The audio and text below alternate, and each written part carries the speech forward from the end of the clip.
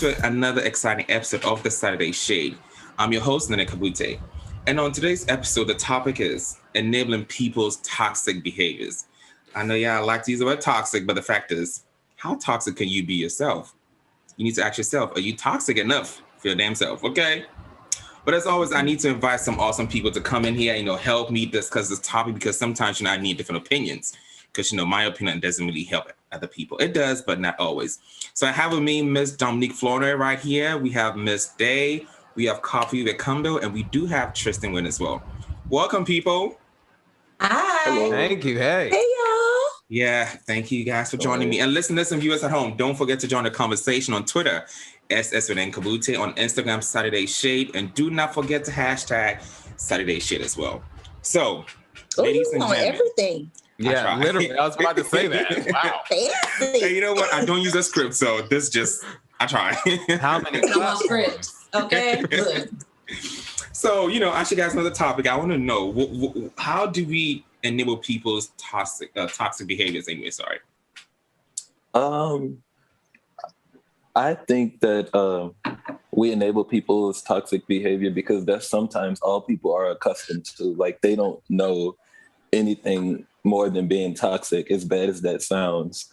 I think that, like, people are just so stuck in the mindset, that's just how I am, and they don't want to grow. And they'll be like, oh, I've been like this for X, Y, and Z amount of years, and I'm not changing, and it's that mentality. And I feel like that's a mentality that's been around for years, even with our parents' generation. They're like, oh, we did it like this. So, it just gets embedded in people's minds, that this is the only way, to do things, you know what I mean? And people don't want to be the bad guy. People don't like to do self-reflection. A lot of people don't do self-reflection and look at themselves and be like, okay, I did this wrong. Like, I can even say for myself, if I get into an argument with somebody, even if I'm upset in a moment, I'll try to go back the next day and say, okay, I can see how they felt this way about this and this way about that. But most people don't do that. They don't go back and do self-reflection. That's true. And I'm guilty of saying that I'm this way. Mm-hmm. But at the same time, I do it cautiously. I don't just with them like, hey, I'm this, I'm not changing. For example, I'm African. I can't change that part. As you should. To follow up on what he said, I honestly feel like we enable toxic behavior because I do feel like a lot of people in today's society, especially millennials, we try to follow clout. Like, a lot of people in our millennials like clout checks. And my thing is, right now, I'm not throwing shade. I'm just saying the popular thing right now is to be toxic. Like, raise your hand if you guys have seen any type of GIF, meme, or anything like within this past week about being toxic.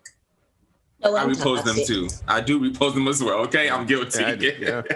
And it's just like people think like that's the popular thing. Just like some girls think it's popular to lie and say you're a virgin, but you're really not one. But you lie because you think that's like the popular thing to do. In 2020, no, I'm just saying like that was the thing when we were in high school. Like that was the popular thing. And now that we're grown, now the popular thing is, live your best life, be a city girl, be a hot girl, do this. Hot girl it's summer. The same thing with being toxic. Mm-hmm. See, for me, I just think that, like what Wayne said, people enable it so much that they don't tell you, like, okay, friend, you doing too much, you being real toxic. Like, they don't have those friends that'll let you know off rip, like, okay, you need to calm down. You doing a lot. Like, this was uncalled for. It's a lot of people that don't hold their friends accountable for what they doing. Mm-hmm. That's why a lot of people enable the toxicity because I think, don't nobody listen. Like, even if you was to tell your friend, like, okay, you doing a lot, or you went overboard with this argument, that person's not going to listen. They're going to say, yeah, I hear you, but they don't take heed to what you're saying, literally. That's the word. But what? That's the word. Well, I think the Tristan's point too, like, I think the Tristan's point as well, like, a lot of times we don't identify it as being toxic. Like, we identify it as, oh, that's just who that person is. I can't tell you how many people are extremely toxic and have done toxic things. And the response is, man, that's just how they are. They've always been this way. Right. And so it's harder to call it out because you don't identify that as being toxic. I think the other thing too, is some people are afraid of losing friends. Like if I call that out in you, will you distance yourself from me? Because let's be honest, a lot of people aren't accustomed to wanting to change, and not being toxic is foreign to some people. So they're not going to go on this journey of changing or challenging themselves to be better. Because I've been this way for like 27 years. Ooh, is that 25 your age, years. Sir? Is that your age? No.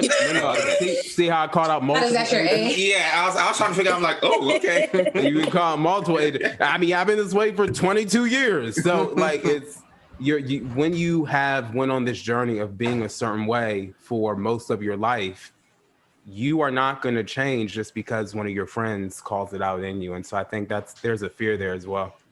I mean, that's true. It might also be like you have to really, when something like tragic or something just really hits you to the point where you just like, okay, let me change who I am.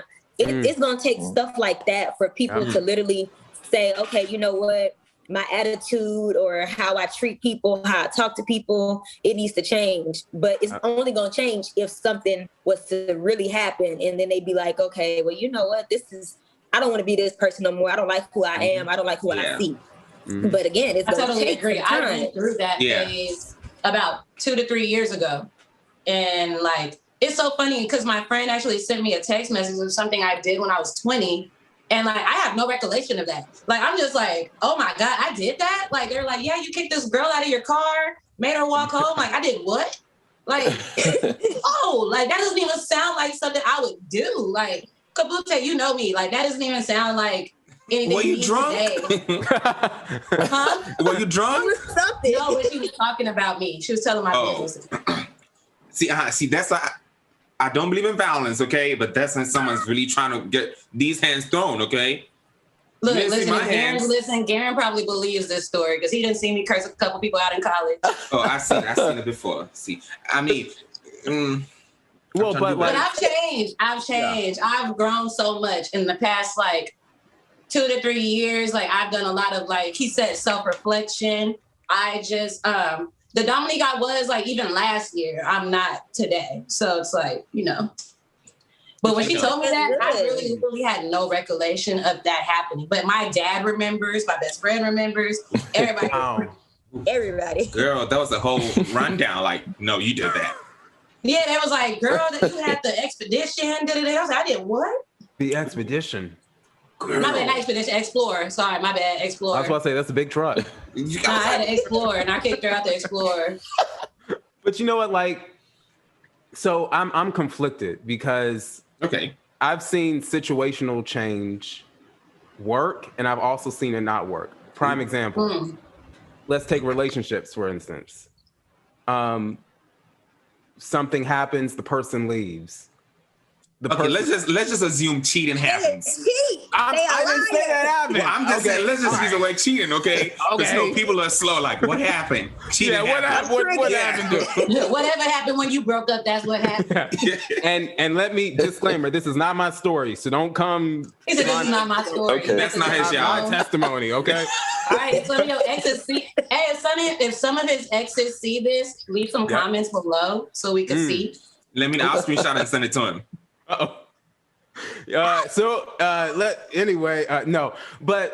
So someone cheats on someone, for instance. The person who's cheated on leaves, right? The cheater is then like, you know what? I'm changed. Man, I'm not doing that no more. It wasn't worth it. I'm here for you, baby. And it's good for about 31 days. And then that person goes back to those toxic tendencies. So I think it's a hit or miss. I've seen some people, a situation happens and it changes, their life forever. They're in a car accident and they're like, you know what, I'm not going to drink and drive anymore.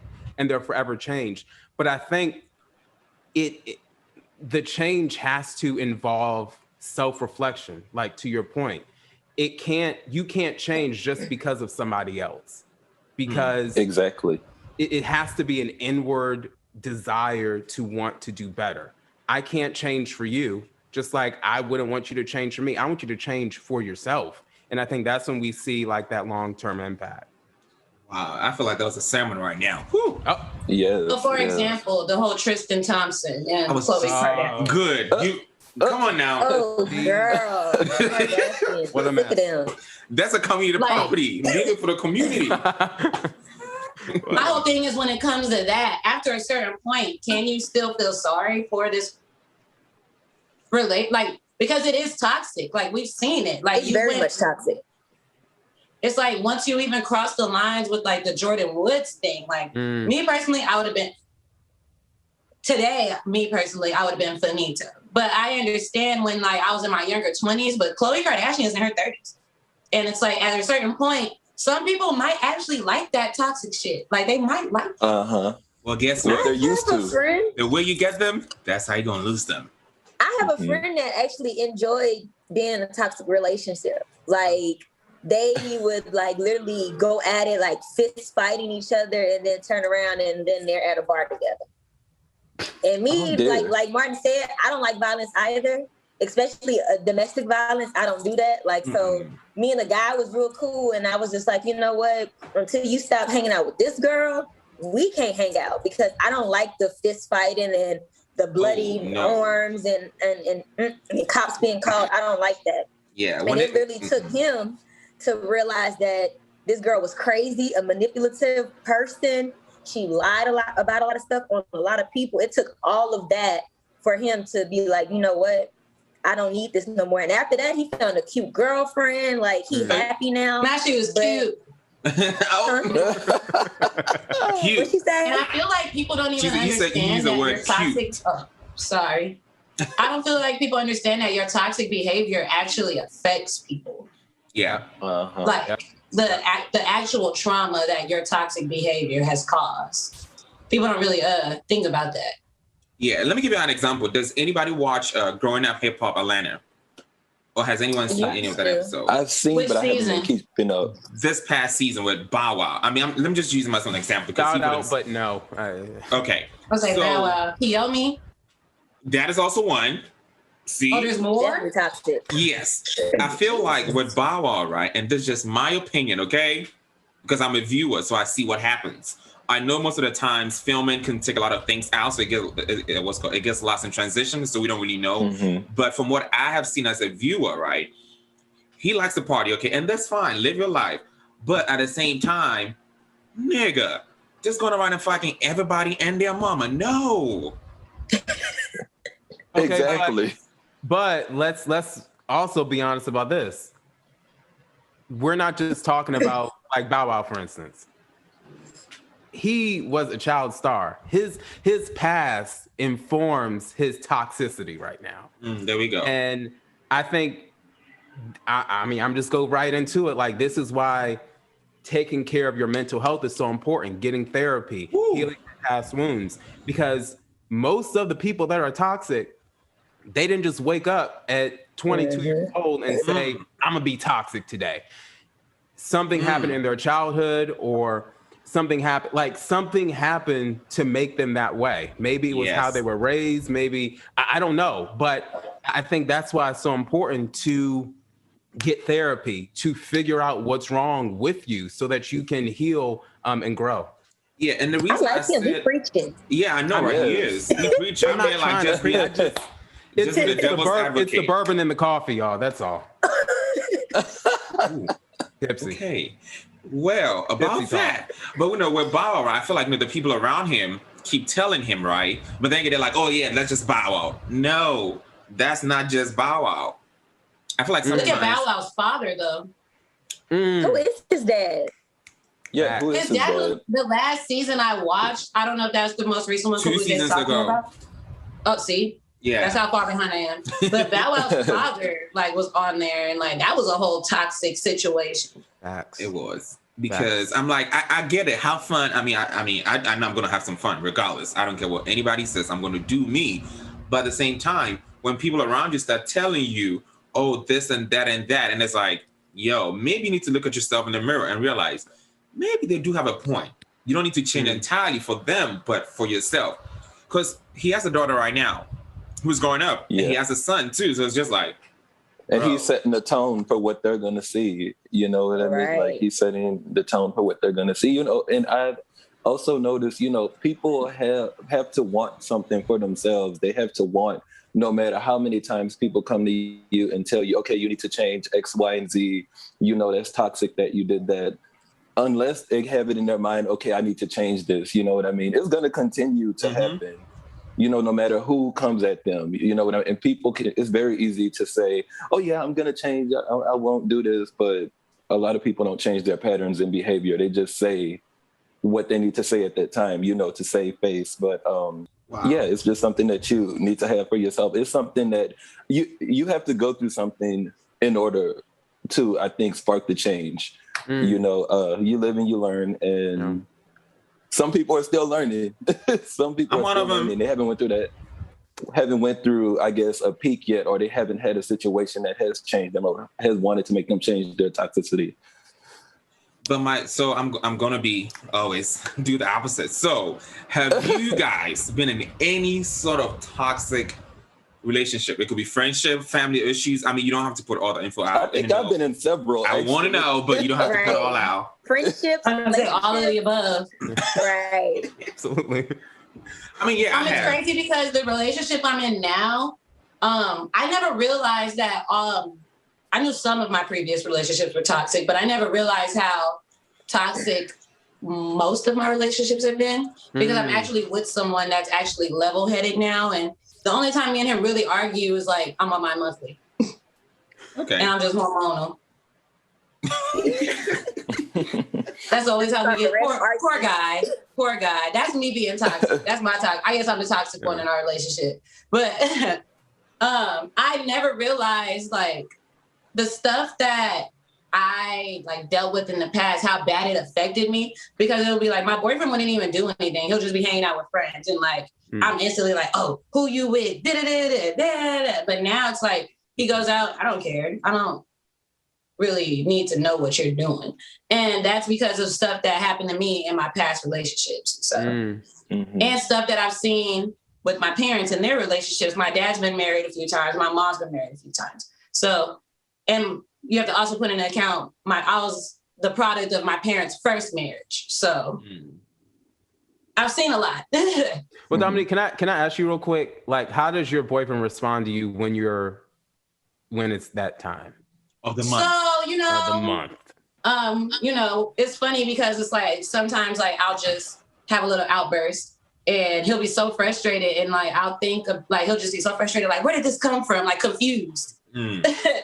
And I'll apologize because like once I realize like, oh crap, that's what it was. Last time it happened, he was just like, you need mood stabilizer pills. Not the pills. Yeah, he was like, you need to do something about that. Medicator. He was like, look, ma'am. Right. He was like, you crying. He's like, this is a lot. But you didn't think he loved you any less, right? He kind of understands, like, especially if it's out of nowhere and just random behavior, because I'm like the first relationship he's actually like, he's dealt with that's like a healthy relationship as well. So it's just like, we're so healthy. And then when I have my random like moment, it's just like, what the hell? Yeah. I mean, Dejon had a question for you though, Dominique. But you didn't like during that time, you didn't think he loved you any less, right? No, I knew he loved me. It's like, and that was the part where it's like, I'm so angry, but it's like, I know it's like, I don't know where this anger is coming from. And I'm so angry, but it's like, I'm not getting so angry to the point where I'm going to break up with you or I'm going to leave you. Because I know what's in the streets. It's not for me.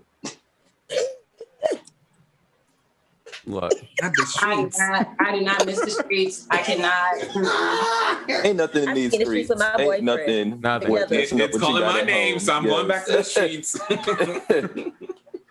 But I guess I don't have time. My whole point to like asking those questions was, I do think I'm a vouch for the toxic people.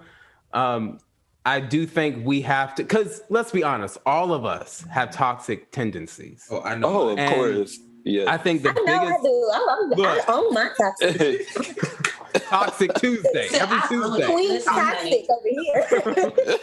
Every Tuesday is toxic. No, but I think what helped me in my relationships and friendships was realizing that I have toxic tendencies as well. And so I think that there is a level of grace and love that we do have to give people, because a lot of times if all you're doing to your friend is saying you're toxic, you're this, you need to change this, or all you're doing to your boyfriend or your girlfriend is saying, oh my God, you need to work on this.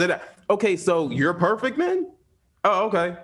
So I think there is a moment that we have to take to also like self-reflect and say, okay, look, I'm not perfect either.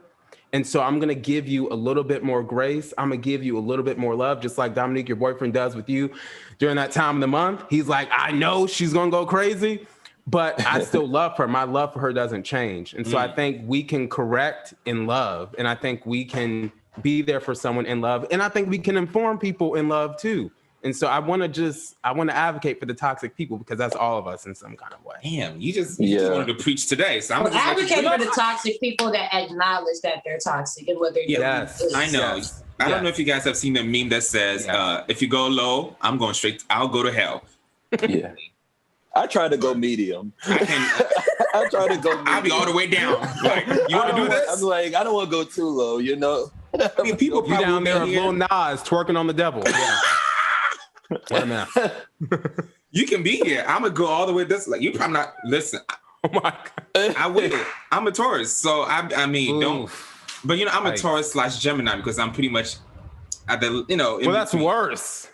I know. So definitely. I know I'm toxic. I know. That's dangerous. He said, I know. Okay. I got my Bible. I pray to Jesus. I'm like, I'm not the same person as I was last night, so I change every, I'm just saying but because. I think just like in a relationship, when y'all have arguments and y'all say, okay, how can we fix this? You have to do that with yourself.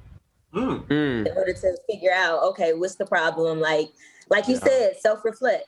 You can't fix anything if you don't want it to be done. Like you're not gonna acknowledge that you're toxic without wanting to fix yourself within, wanting to be a better person, be a better boyfriend, girlfriend, friend. That's true. And I think sometimes some people end up being toxic or whatever we call it because it's like they put up this wall that is like you're not getting in. It's just you're not getting in.